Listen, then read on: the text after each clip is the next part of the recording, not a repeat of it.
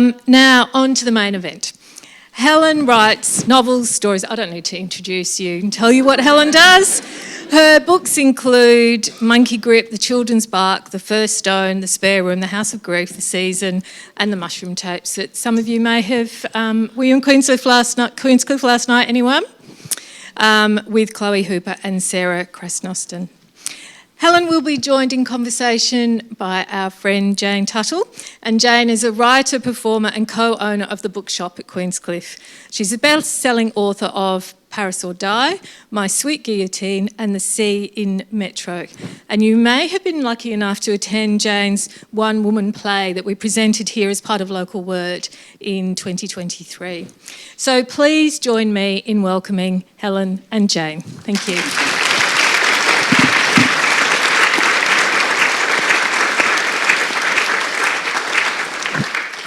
Good evening, everybody. Thanks so much for being here tonight on this gorgeous Geelong evening. I am very thrilled to be presenting Helen Garner and hammering her with questions. Helen basically made me want to be a writer. When I was at uni, I think it was in the 90s, I would read Helen's column in The Age on a Friday, and it was the first time I really saw what writing about life could be like. Helen would write about her grandchildren or a bike and, you know, riding around the northern suburbs of Melbourne, and it lit a spark in me. I'm sure that there's lots of people in the audience who had similar experiences with that. And it's kind of torture in a way having an hour to talk about these diaries. I don't want to overstate it, but it's a bit like, I was thinking this morning, it's a bit like sitting down with Dante and just having a quick chat about the Commedia. It's obviously, I brought my books up here on stage. It's like, Helen would call me a SWAT. The first thing that comes into my mind is there's a line that's been said in interviews that you've said, in my heart, it was my diaries that I always loved the most in my writing. So when did you start writing diaries and why? Oh, I think I started when I was a teenager. This is where I come from, Geelong. I was born in Manifold Heights, actually. And but I think probably when I was a teenager, you know, when you feel that all the world's against you and you've got so much to whinge about and your parents are so unkind and you've got all those little brothers and sisters who are driving you crazy. Well, you know, I just had to write down all that, really. And I just kept going and I've never stopped. I did have a gap, I think, when I was first married to my first husband, lovely guy, and we were having a lot of fun, and I think I just couldn't be bothered writing at the time. But whenever anything goes wrong, I start writing, yeah. And so writing these diaries, so this covers a 20-year period. One thing that when I started writing them, I wish. When I started reading them... That's what you call a Freudian slip. Yes. When I began writing my magnum opus, I was struck and really excited to hear you starting to talk about the books that you were writing at the time. So the Yellow Diary, or the beginning of the complete diaries, opens with Helen has just published Monkey Grip.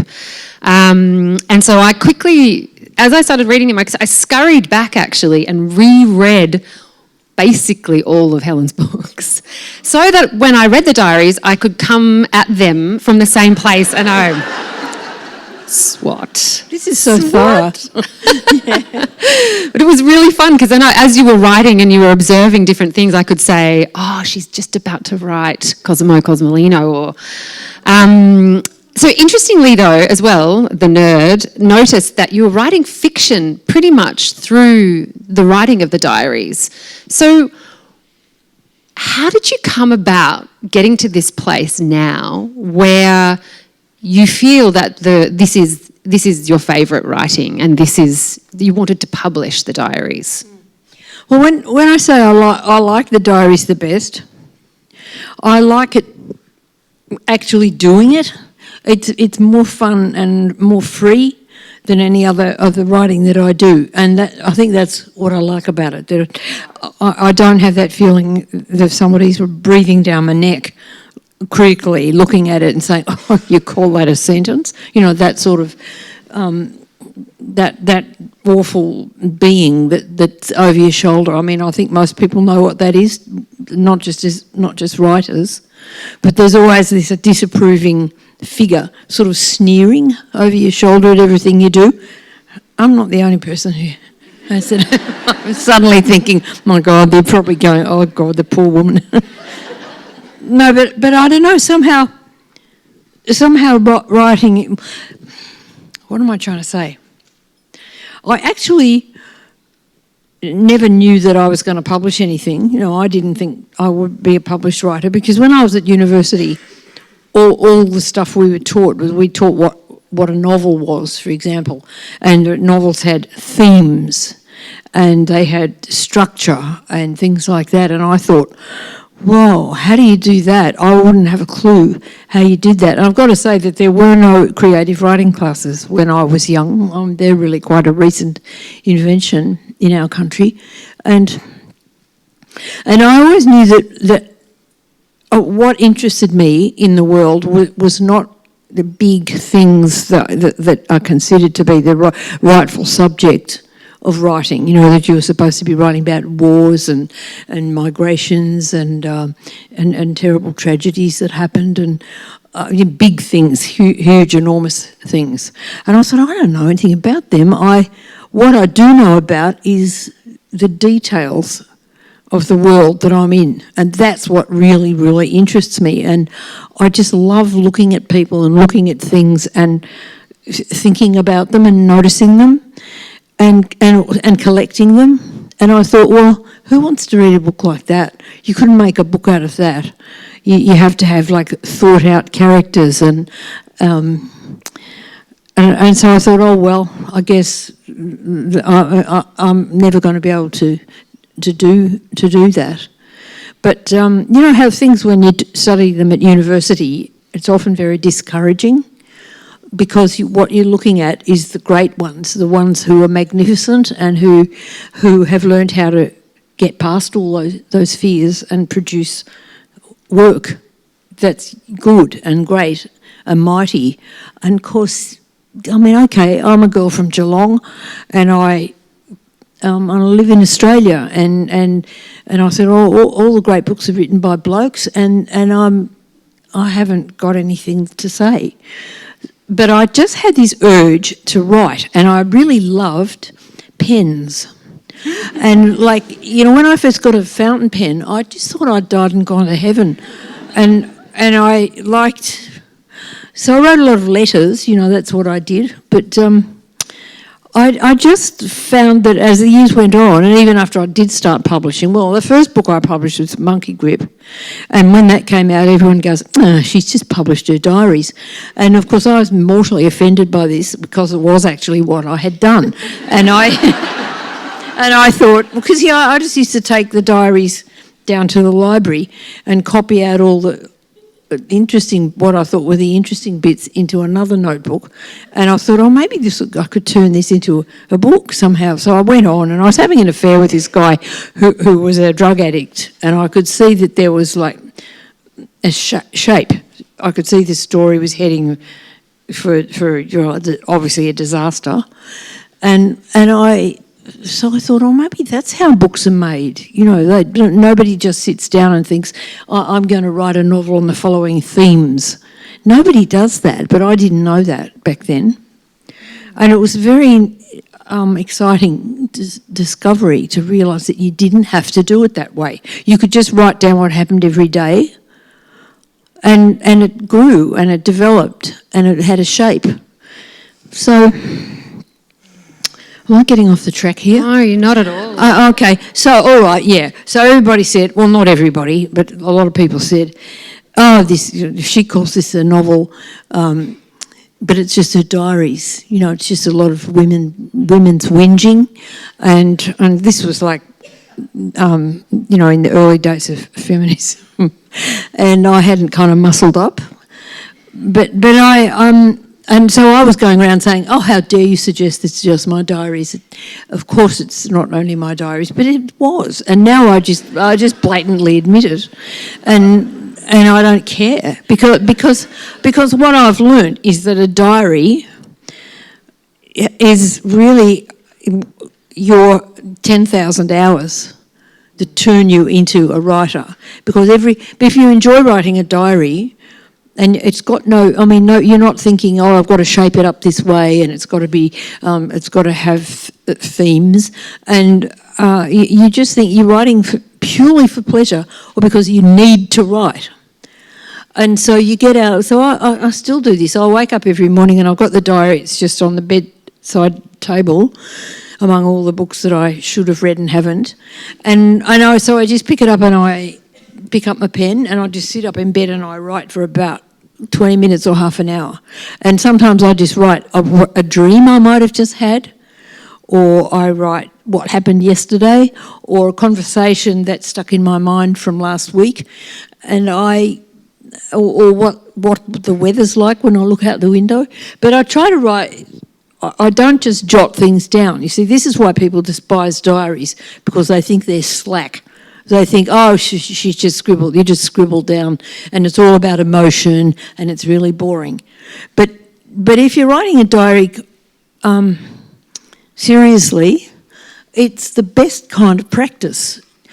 It's, whoever it was, Malcolm Gladwell or whoever it was that talked about how you get to be good at something is 10,000 hours of doing it, of practice.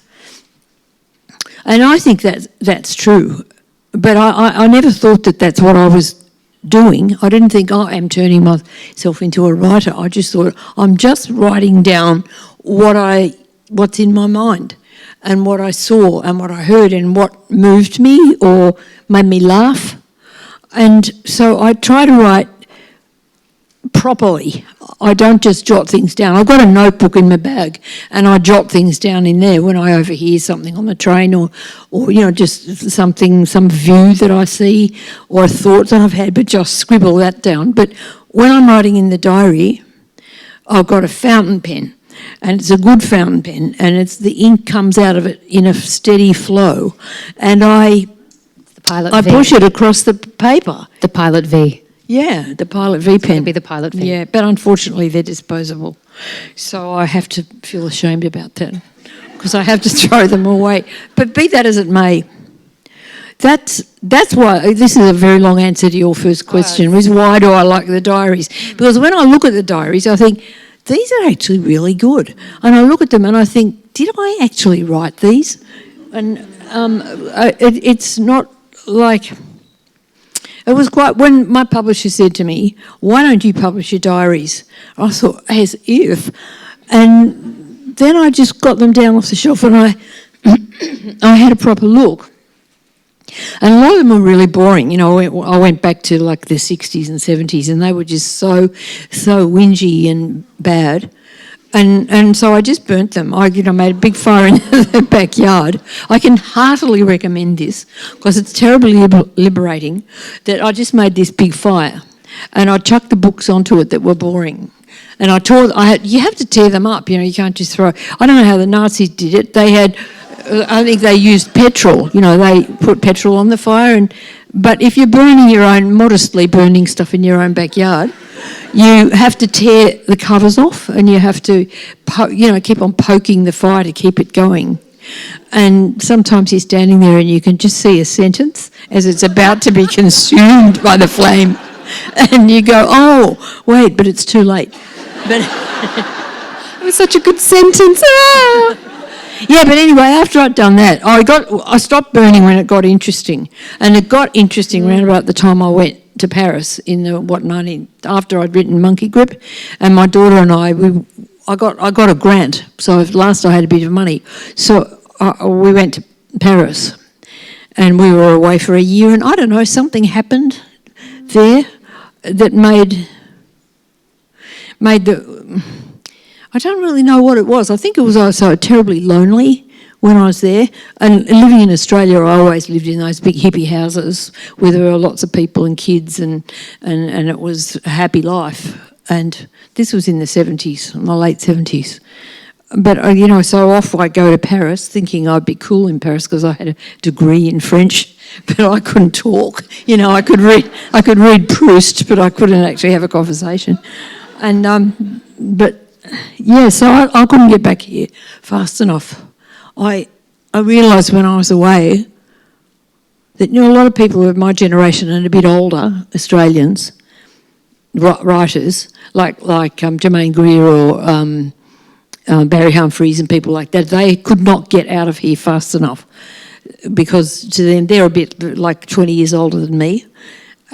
But by the time my generation came around, I liked it here. I wasn't frustrated by living in Australia, and I knew that I wasn't going to thrive anywhere else. I felt that I was very, very connected to Australia, and I felt proud to be an Australian, and I didn't feel that it was kind of mediocre.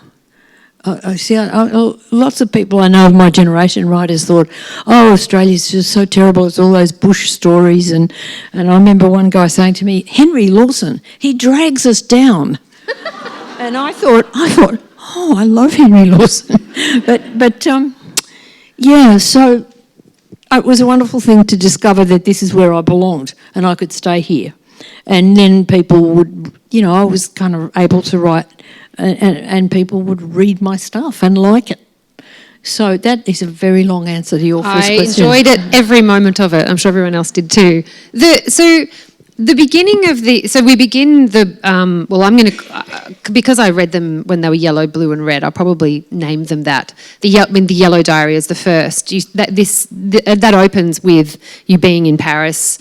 Little Em is going off to school. You want to do terrible violence to someone just because hang on, I have to read it because it's so beautiful. She's got the tiny little skinny legs, and you say, her legs look so skinny going off to school. I could do terrible violence to someone. I wish I'd put a thing. Anyway, it's here in there. It's here. You start off in Paris, and you have the challenge of that experience, and then so the yellow book begins with the Paris, and the very end of the blue diary is life in Sydney before you come back to Melbourne to start your life as a grandmother.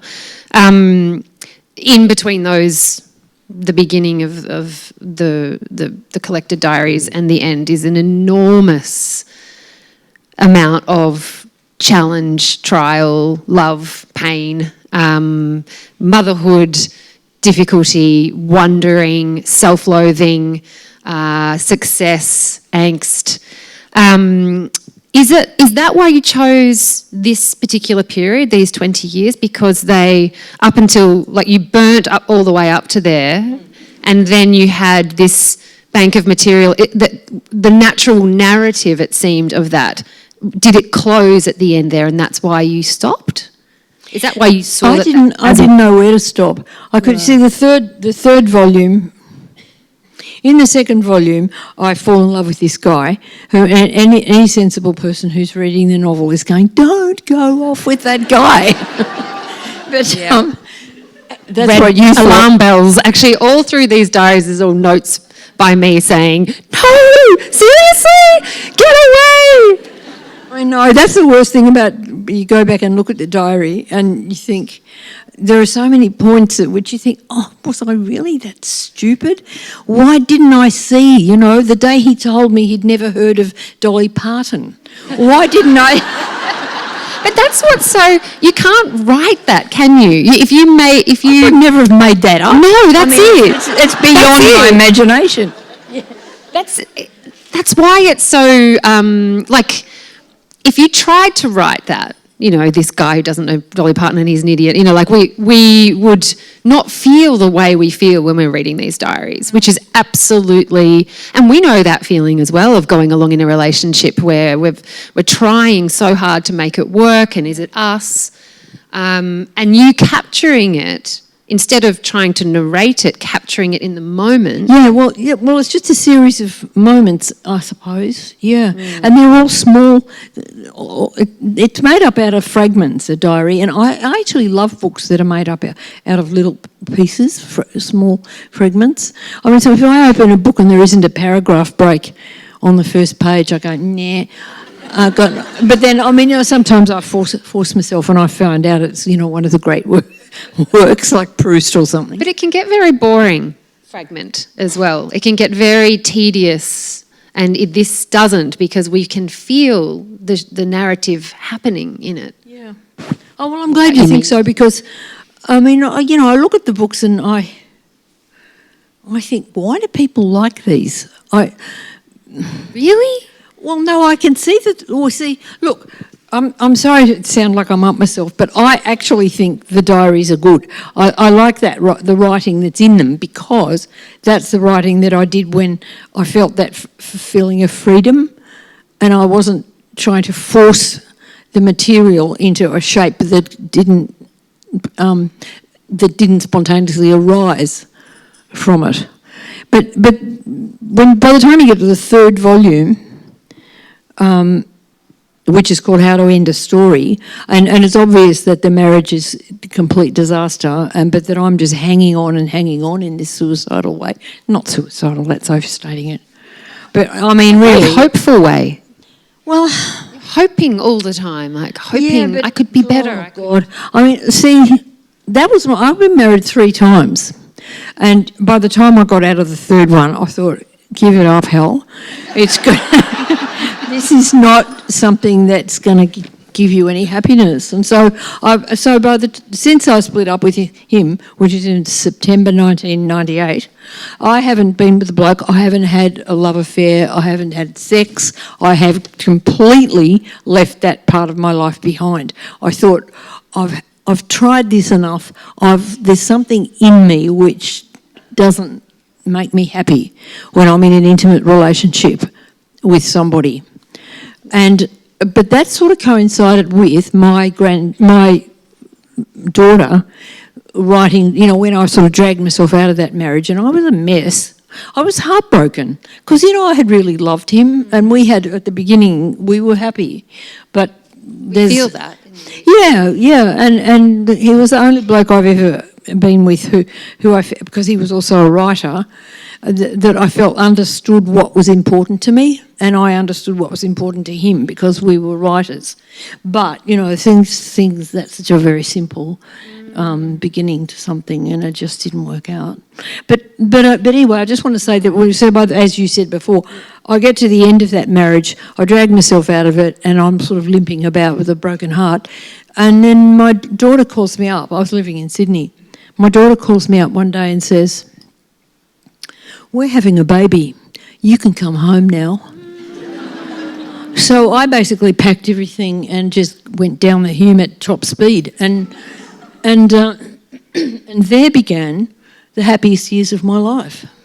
Yeah, and then from there you go into writing This House of Grief, Joe Cinque, a lot of extremely harrowing stories. I wonder, I don't know, I was just thinking then, you loved him and you loved your husbands and your relationships, but this is the thing that comes through so strongly in the blue book. Oh well, we're introduced to V in the yellow book, and he continues through the red book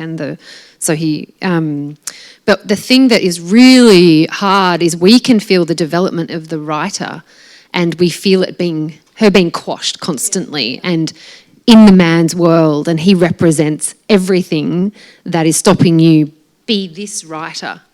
Actually, on that, you wrote this incredible piece in Meanjin in January 2002 called I, which changed my life as a writer. Constant life changing. I don't even remember it. I really want you to read a bit of it out loud, because there's something profoundly feminist or feminine and about a woman writing in this way in a man's literary world. I really want you to read and it goes over on the next page. Just that. Where's bottom, it start? Yeah, just there. Okay. Hang on.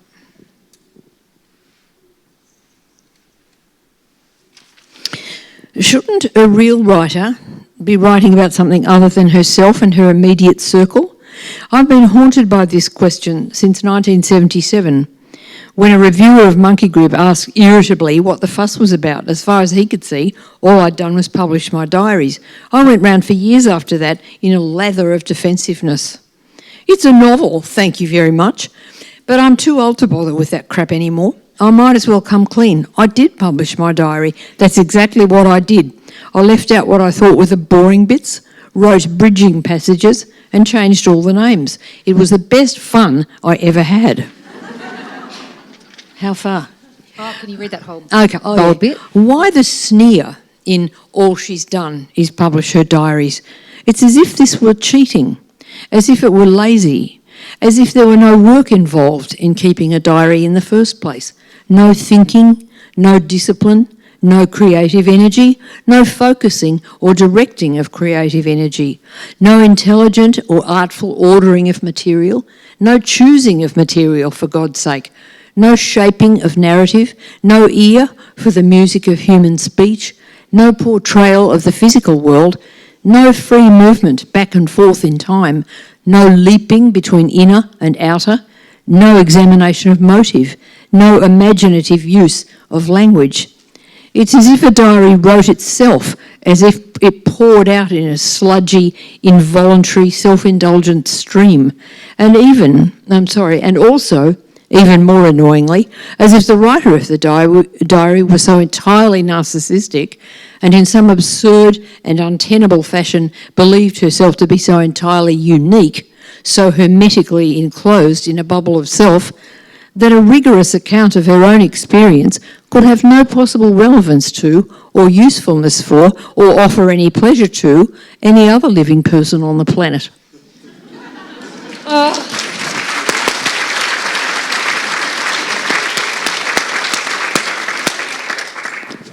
To think about the way that these books encapsulate everything that you're raging about in that piece. And I think that this idea of the diary as well as being something that it just comes out exactly like, so from you, and this is what you do so magnificently that I'm just want to plumb. How do you get the observation from the brain through the pen and onto the page? So I have two parts to this question. Sorry, cop that. The first part to this question is how do you, I've been listening to these in the car as well. I really recommend it.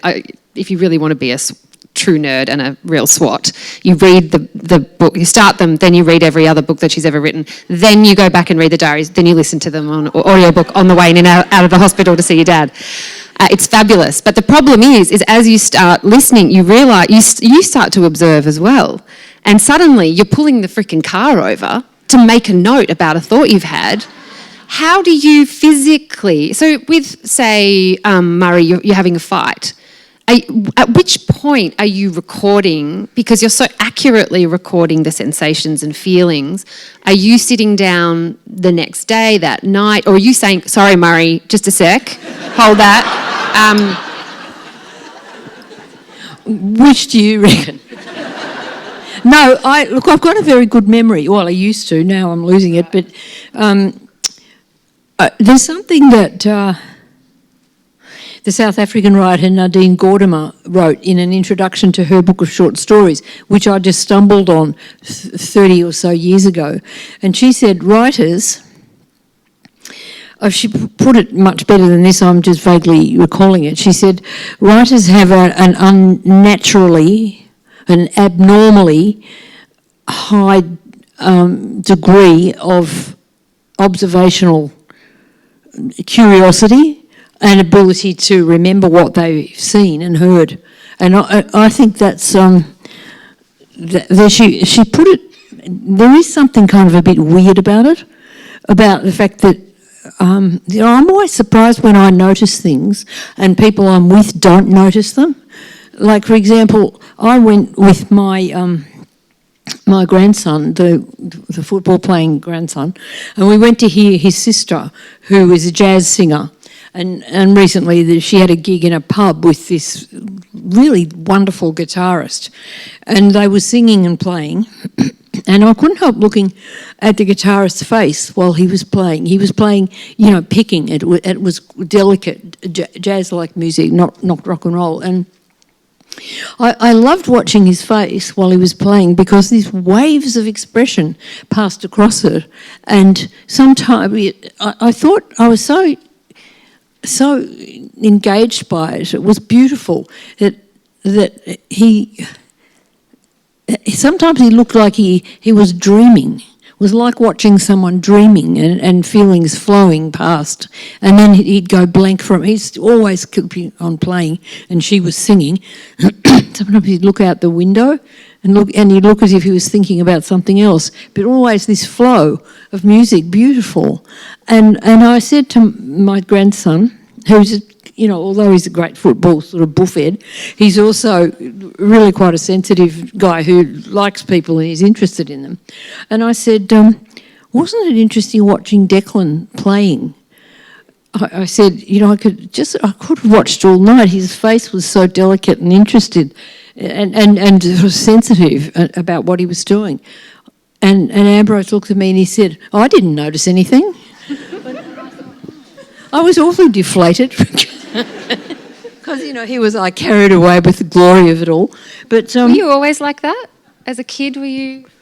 I don't know, maybe. Where did the observation come from, do you think? I don't know. I don't know. Maybe some people are born that way. But I do remember people used to tell me that it was weird.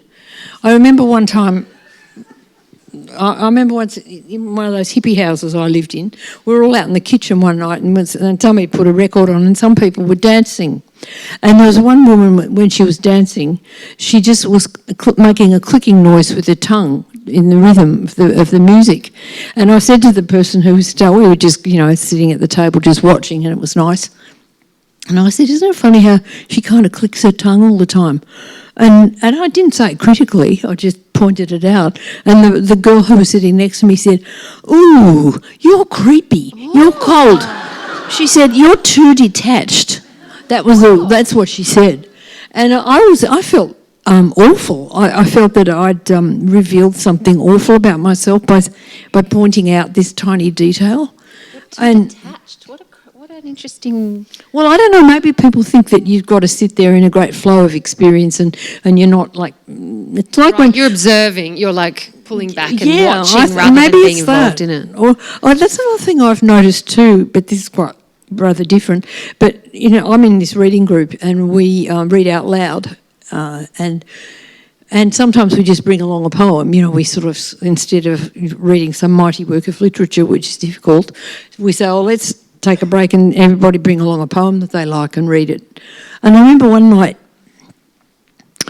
a guy read a poem by Philip Larkin, and it was a terrific poem, but he was obviously very moved by the poem, and so was I. But and I said, and then we started looking at the poem, and I said, do you think it goes a bit sort of spongy in the second verse? And he looked at me with a wounded look. It hurt him that I'd said that about this poem that he loved and that was precious to him. And I'd made a kind of a technical remark about it as a piece of work. And that would be, he saw that as detached, He was wounded by it, and I thought, but I wanted to say, but that's what we learnt to do at university, was what was called close reading, and which I love, and I think is a wonderful skill. Perhaps this comes back to what you were asking me. How do you do this stuff? Just the fact that with close reading, you learn how the poet has done it. Why does that work? Why does that poem make us feel so much? It's not just a matter of content, it's a matter of how the words have been arranged on the page and how much has been left out.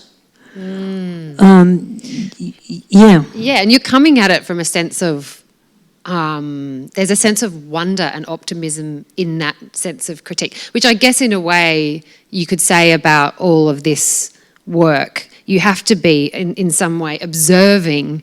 And to be the observer is to take yourself out in some way. Yeah. I think people probably can be a bit, oh, you wrote something about me, or you wrote, oh, you were watching me. I thought you were just having dinner with me, but actually you were making notes or in your head the whole time.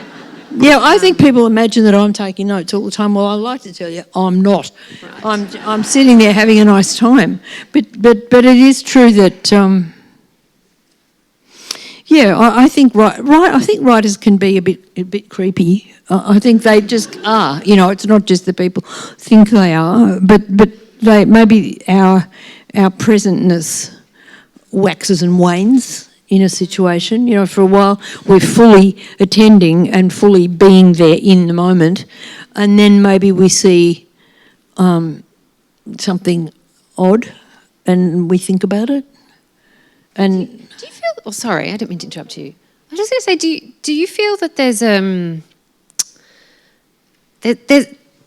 to me there's a sense of incredible, like, where does the desire to capture come from? The desire to catch and preserve life? Like, is it about wanting to, before you die, to leave, to capture as much as you can and put it in little jars and try and get it right, try and sort of hone... That's, you know, that's... I can't remember who said this, but some famous writer, and this is stuck in my mind, he said, the urge to preserve is at the basis of all art. And I don't know if that answers your question. Yeah, I mean, yeah, it is it's a compulsion. Like, it's interesting to me that you don't know where it came from. It wasn't something that you learnt at school. No, it certainly And when you're wasn't. critiquing the poem, it's not because you're trying to be analytical like a good human mansplainer or something. You're actually genuinely fascinated that it does become spongy at that point. And it makes me think of death. I want to talk with you about death because I think, is there a sense, like, what is it that you're trying to do in your lifetime? What's your project, and what sense do you get in the way that you go about this act of catching and preserving that gives you a sense of achievement, or like that your purpose on the planet is being fulfilled? If that's it's a convoluted question. Well, I might be able to... If you'd asked me that 20 years ago, I wouldn't have known what to say. But now I'm 83 and I'm getting old and I'm forgetting things and I'm losing things. And I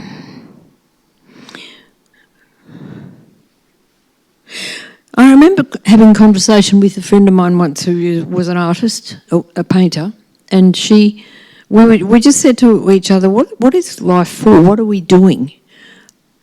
And I said, I thought that I was trying to sort of clean up my act, that I was trying to get rid of all the stuff in myself which is crap, and to be able to...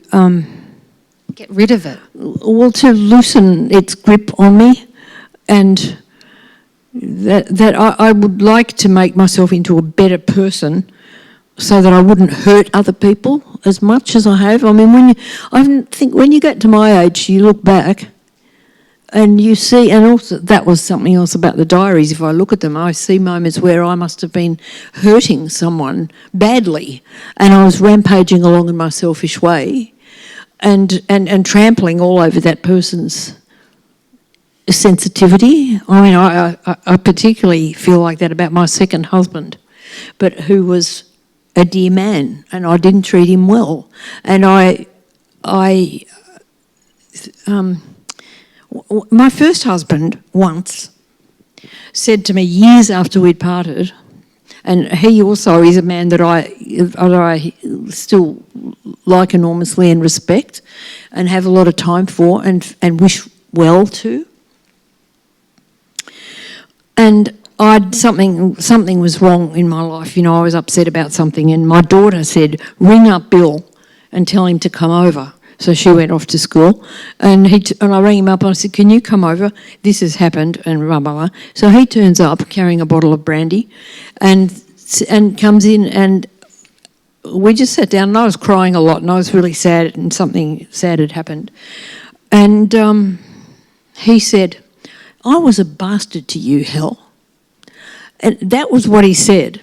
Those were his exact words. And at that moment, any lingering feeling of bitterness I had towards him for the way our marriage ended, and everything negative in me that was still rolling around in there after all those years, completely evaporated, and it's never come back.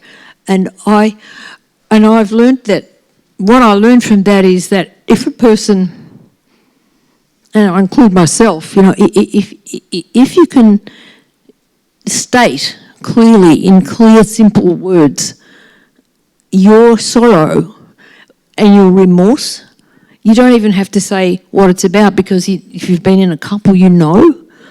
But just to say, not to say, oh, well, our marriage was a mess and I had to get out of it and I'm really sorry and I know I hurt you.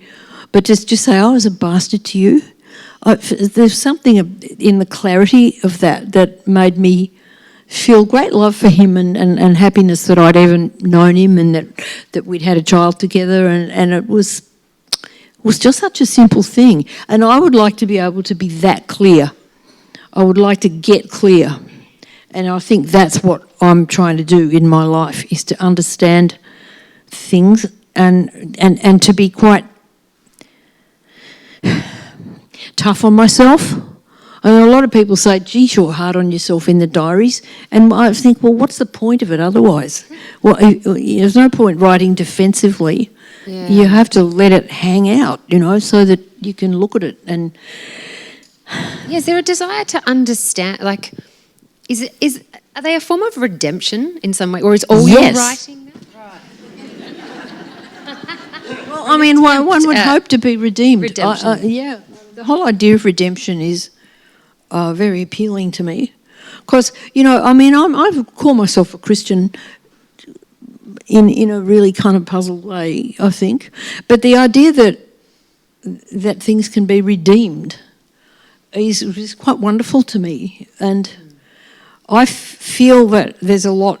I've done things in my life that I feel ashamed of and full of regret about, and I would like to be redeemed. Do you think that articulating something really well, getting that feeling of the sentence, like I just articulated that right, does that give you that sense of a feeling of redemption? Well, yeah, or of getting close to it. Yeah. I remember I had this friend who was a born-again Christian. He was one of those really enraging ones that won't shut up about it. And he came to live in a house with us, and he had this bloody great Bible next to him all the time. He brought it to the meal table and he would look things up in it to prove that I was wrong in whatever I was saying. But, he turned out to, he calmed down after a while and just turned back into an ordinary Catholic. And we're sort of on friendly terms now, but when he was like really hot and strong, he'd just been saved, and he wanted to tell everyone all about it. And he said to me, all my debts are paid. That was what he said about himself, and that's why he was so... I thought that he was ecstatic because he had felt enormous shame of some things in his life, and he felt that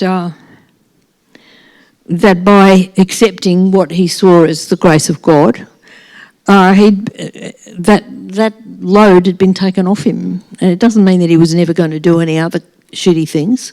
Right. But, yeah. He didn't toil for it. Yeah. I would have to do an awful lot of talking to redeem what I've just been saying. The self-doubt and the constant, and the questioning of the way that you're working, the lonely, one of the things I think I might have written to you and said about this actually, the idea of the lonely, anxious rearranger of things. Well, that's what Joan Didion said a writer was. That's right, yeah. So that's what writers are. They're lonely, anxious rearrangers of things. And that's the best thing she ever said. It's so true. I love that I attributed it to you, but you're right. You quote her in the diary as saying that, and I because it's such a interesting way to work, and it is really fun to work like that. But so many of us are taught, and feel that to write a book is to sit down and to plot out, your act structure and your crisis and, go down the other side and all of that. And it's incredibly boring to do that. For some people it works really well, but for others. I had a friend, I've got this Polish friend, in the diary she's called the Polish philosopher, and she said a lot of useful things to me. She said, plans are to be had and thrown away. That was a very useful remark to me, because sometimes you make a plan and you think, okay, that's a plan, that's what my book's going to be, and then as soon as you start to write, you think, oh, that's not going to work. It's not going to work. I'll have to throw it away. But if you don't throw it away, you're trapped in it and you're flailing along, and you can read this sometimes. You can read a book and you can see the person has not thrown away their plan. They're trapped in their plan. Yeah. Sorry. I have so many more questions. The I just wanted to talk quickly about the I, the idea of the I. I know you mentioned like Raymond Carver's impersonal I. What is the I? So actually, you write an amazing thing in that same piece, which is, do you want me to read it out? It's just a little tiny bit. It says, what is the I in a diary? There can be no writing without the creation of a persona. In order to write intimately, in order to write at all, one has to invent an I. Only a very naive reader would suppose that the I in, for example, the essays and journalism collected in my book, The Feel of Steel, is exactly, precisely and totally identical with the Helen Garner you might see before you in her purple stockings and sensible shoes. Who's the I writing these books? I don't know the answer to that. Does she become clear? If you went back and read those previous diaries that you burned do you feel yourself becoming closer to a sense of your authentic I? Does it exist? Well, I could answer that by talking about those letters I was telling you about just before. Sometimes people get in touch with me and they say, oh, hi, Helen, it's so-and-so, naming someone from my past. I've just found a whole box of letters from you in my shed.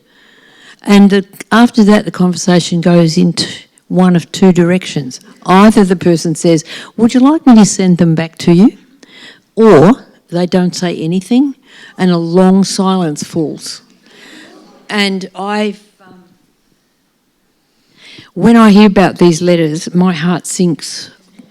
I think, oh my God, what did I say? And so recently somebody I didn't know, but who was, I think, the granddaughter of a bloke that I once knew, got in touch and said that he had died. I'd lost contact with him many years ago. And she said, I've been cleaning out his house and I found this bunch of letters from you and I just thought you might like to have them back. And I immediately thought, oh, what a wonderful woman she must be. She just offered them to me straight away. She didn't, I think when people don't say anything, what the subtext of the silence is I have got something which is actually yours and I'm not giving it back. And I've got it. It's in my possession. I think that's what they're saying. And I just always immediately want to say, tell me your address, I'm coming around. And I expect them to be on the front doorstep. But, there's no point doing that. But, and that I... Well, anyway, so she sent me back this bunch of letters. And I pulled out the first one. This is just yesterday morning. And I could see that I had written it because, it was typed, actually. But it was just a friendly letter. But it was cracking all these awful, pathetic jokes, and it was really awful. I read it and I thought, oh, is that what I was like back then?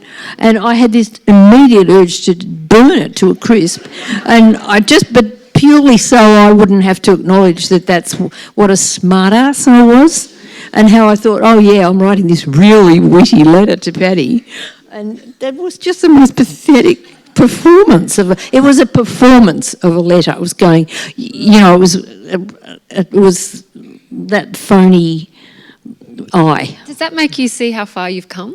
Well, yes. I I wouldn't write I hope to God I wouldn't write a letter like that anymore. Kind of, it's actually, I think maybe we have to learn to love that person. Oh, yuck.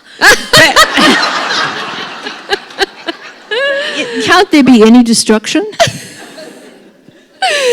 I do like the idea of that Helen Garner back then thought she was hilariously funny and wasn't. And wasn't. No, well, see, I think when I get home after announcing all this to a large crowd, I think I'll go home and burn the lot. No, don't, please. Just before, we're really getting close to being done. See, we've got the thing. Yeah. I just wanted to ask about consciousness because you talk, through the books, you begin to see a Freudian analyst, and you talk a lot about consciousness and the consciousness of writing like this. Like it's almost, you mentioned as well a few times that you're not sure if you're a conscious writer or you're writing as a conscious act. Do you think that really opened up a lot of the palette for other books because you could dip into those pieces that you were writing without planning where they were going? Yeah, probably. Oh, you see, what happened was I was going to this therapist, a psychoanalytic psychotherapist in Sydney, and I remember when I first started going to her, I was going once a week, and I'd be walking towards her house. And I'd be desperately thinking, oh, what will I say? I've got to think of something interesting to say to her because I'm paying $60 a session. And I would think I was really anxious as I approached the house, and everything I would chat, I'd sort of chatter to her, and I could tell that this was not going anywhere, but it took me a while to figure this out. But one time I would just hear myself gabbling away, and I was lying there on the couch and I said, I'm just really bored by everything I'm saying. And I said, there's a whole lot of other things that are underneath the stream of what I'm saying. And I'm aware that they're there, but I don't say them. And she said, that's what I'm after. She said, why don't you try saying those things? And I didn't even know what they were, but I knew there was a stream of thought that was going on underneath all this defensive gabble I was going on with. And she said, just say them and just see what happens, and we'll see what happens. And so I thought, oh, okay. And so then I started, because they didn't seem to have any point or worth, they were just maybe tiny observations or memories or something I'd seen on the way, or, a flower I'd seen, or what I had for lunch or something like that. But I realised after a while that, I'd get there, and instead of starting to talk and to entertain her, I would just lie there. And I'd read about this, of course, that people just lie there and don't say anything, and the analyst just sits there, and they sit there with you with your silence. And I thought, okay, well, I'll go with this, and I'd say one thing, a memory or something, and she'd pick it up, and out of it would come a whole stream of other stuff, which I'd been kind of sitting on and not being able to allow into consciousness. That's what I'm talking about. I think most writers would, and so that's what I realised. That's what free associating is. What Freud meant by free associating is just letting those things come up and come out your mouth, and they might have nothing to do with each other or seem to be irrelevant to anything else, but it's kind of a description. That was when it started to be useful, the whole thing. Why I bothered keeping going, and it's so then I realised that, and that affected my work. Because if you're sitting there writing and you're trying to write something and you're only listening to the sort of banal chatter that's at the top of your mind, which is a sort of a defensive raving that you go on with as a person, and if and there's always something else underneath. And if you can just shut up, if it causes to shut up that sort of conscious defensive gabble that's going on at the top of your mind, then this other stuff floats to the surface and you go, oh yeah, the way she cut the cake at that wedding, and it's got nothing to do with anything else you've been thinking. And then you think, yeah, she knew there was enough of cake to feed everyone in the room. And suddenly it's a flow of meaning, and you can go with it and you get somewhere. Does that make sense? Oh, God. And this is why in the books there's these sentences that probably at the time when you wrote them you didn't think anything particularly of them, but they have this enormous resonance. And I think maybe to close our session, I'll just ask you quickly about this one line, which to me comes back to what we were talking about in the beginning about the sort of the male-dominated literary world and the way that your writing was placed for so long and the way you felt about it being small, and then writing a sentence like this, which seems to encapsulate for me the entire world of what it is to be you and what it is to be a woman and a writer, and experiencing this oppression, is this fantastic line in the Red Book where you say, oh, you've just gone out to the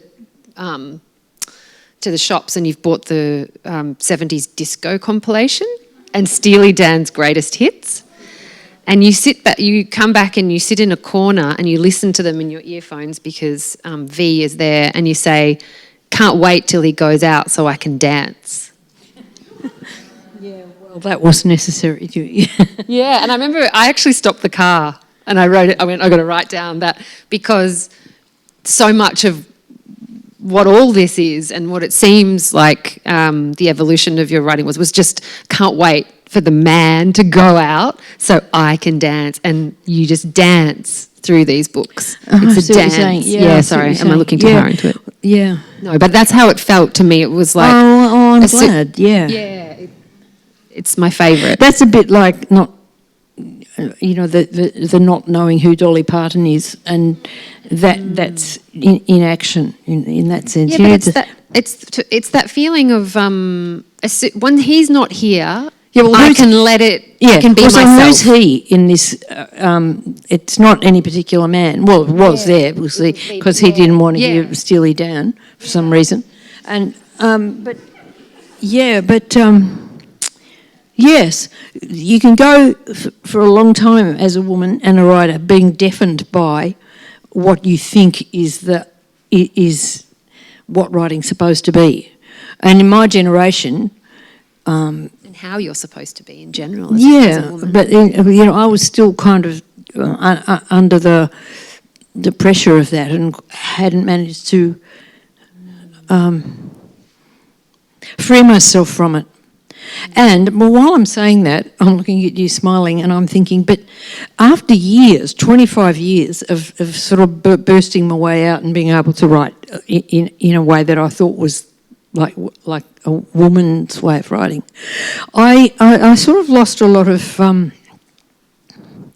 rage against men, and I became really interested in football. Yes. Well, it's partly because I've got two grandsons, and I only raised a girl. I just had one child as a girl, and so I've got these two grandsons, and one of them's a really good football player, and I was amazed to find that a lot of my kind of gritty hostility to men when I felt that I was under the thumb, it's just gone. And I followed the football team right through the season, and it was just wonderful. I just can't say how liberating it was to me to follow my grandson's team and to watch them working at becoming footballers and watching their sort of fragility and their bravery and all the things that I, in my feminist need to have a feminist way of thinking, to get through that, to get out the other side and find what I really was and could be. But there was so much there that I had thrown out with the bathwater. That's what I'm saying, I think. And I found that that year that I spent following that football team was one of the happiest years of my life, and I found great beauty in it, and strength, and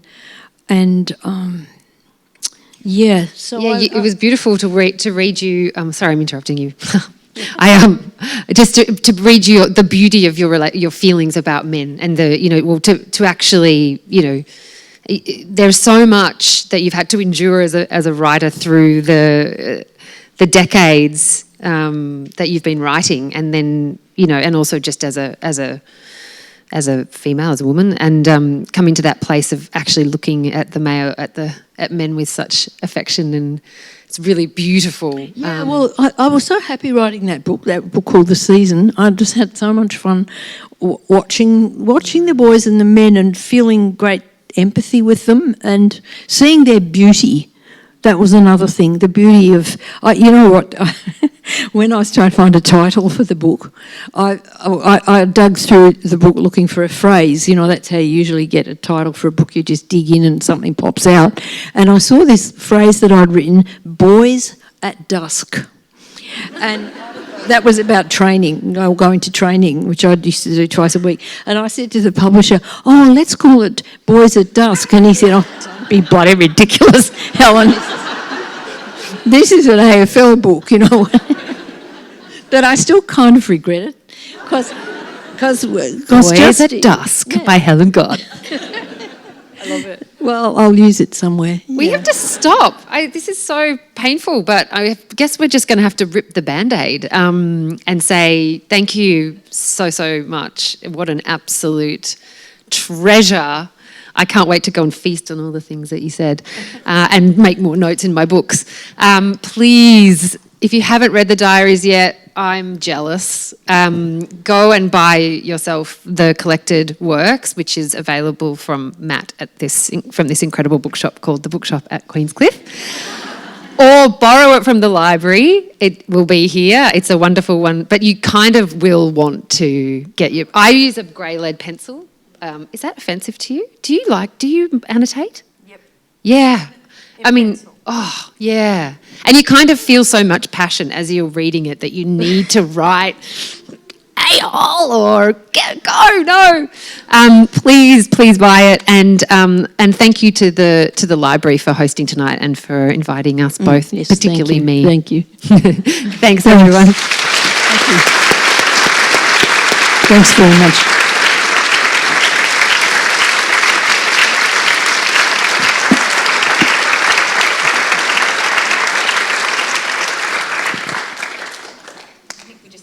Home time. Yeah. Thanks for coming. It's been lovely to talk to you, and I've really spilt my guts. I wasn't intending to. I did a good job then. Yeah, you did.